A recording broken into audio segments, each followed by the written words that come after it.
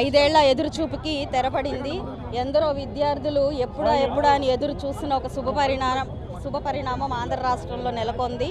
ఈరోజు mega DSC మీద మొదటి సంతకం పెట్టి ఆయన మాటని నిలబెట్టుకున్న సీఎం సార్ నారా చంద్రబాబు నాయుడు గారికి ప్రత్యేక కృతజ్ఞతలు, మా పాదాభివందనాలు తెలుపుతూ ఉన్నాను. ఎందరో విద్యార్థులు 5 సంవత్సరాల నుంచి కోచింగ్ సెంటర్లకే పరిమితం అయిపోయారు. ఎప్పుడు నోటిఫికేషన్ పడుతుంది, ఎప్పుడు వారికి మంచి రోజులు రాబోతున్నాయని చెప్పి ఎంతగానో ఎదురు చూస్తున్నారు.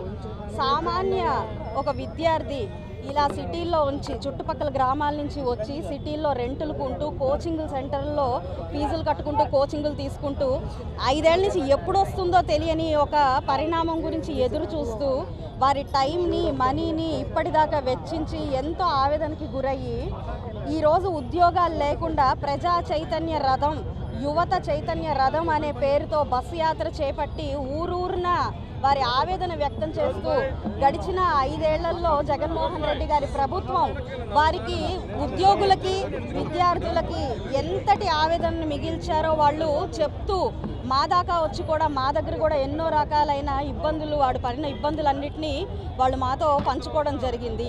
ఎంతో ఆవేదనకి గురైన పరిస్థితులు ఆ రోజు అవన్నీ.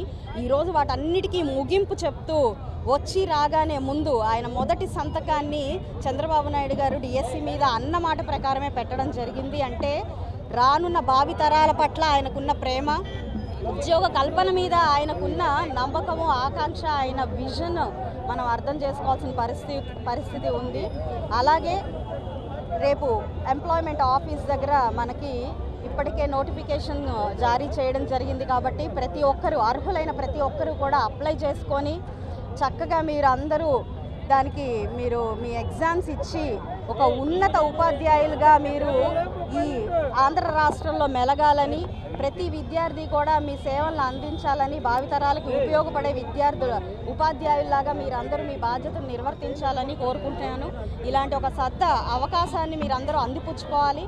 ఎప్పటి నుంచో ఎదురు చూస్తున్న ఈ శుభ పరిణామాన్ని మీరందరూ కూడా ఉపయోగించుకొని ఈ ఆంధ్ర రాష్ట్రానికి మేలైన విద్యని అందించాల్సిందిగా ప్రతి ఒక్క టీచర్గా అవ్వాలి అని ఆకాంక్షిస్తున్న ప్రతి ఒక్క పౌరులకి కోరుకుంటూ ఉన్నాను.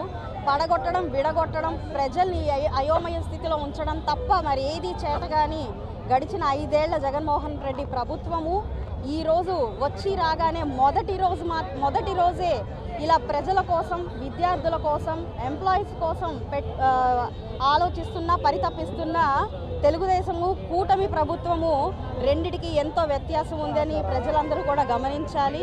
శుభపరిణామం జరగబోతుంది. స్వర్ణయుగంలోకి అడుగుపెట్టబోతూ ఉన్నాము. ఇంకా మంచి రోజులు రాబోతున్నాయి. మన ఆంధ్ర రాష్ట్రం అభివృద్ధి పదంలో పరిగెత్తి తీరుతుంది అని చెప్పుకోవడానికి ఇదే ఒక తొలి అడుగుగా మనం భావించవచ్చు. ఫస్ట్ విడతగా 16,300 పోస్టులు ఈరోజు మనకి విడుదల అవ్వబోతున్నాయి. అలాగే మిగతావి కూడా రానున్న రోజుల్లో ఏ హామీ అయితే ఇచ్చారో 2 లక్షల పైన పోస్టులకు హామీ ఇచ్చారో అవన్నీ కూడా భర్తీ చేయడం జరుగుతూ ఉంది.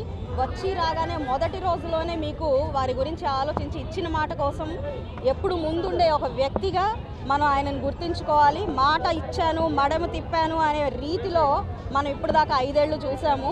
ఇప్పుడు ప్రజలందరూ కూడా ఓర్పుగా ఉండాల్సిన తరుణం కూడా ఉంది. ఎన్నో అప్పులు మన రాష్ట్రం మీద ఉన్నాయి. కాబట్టి ప్రజలందరూ కూడా సంయమనం పాటించాలి. మీరంటున్నట్టుగా అన్నీ ఒకేసారిగా అలా కాకుండా విడతల వారీగా ప్రతి ఒక్కరిని కూడా కవర్ చేసుకుంటూ అన్నమాట ప్రకారమే 2 లక్షల ఉద్యోగాల్ని భర్తీ చేయడం జరుగుతుంది.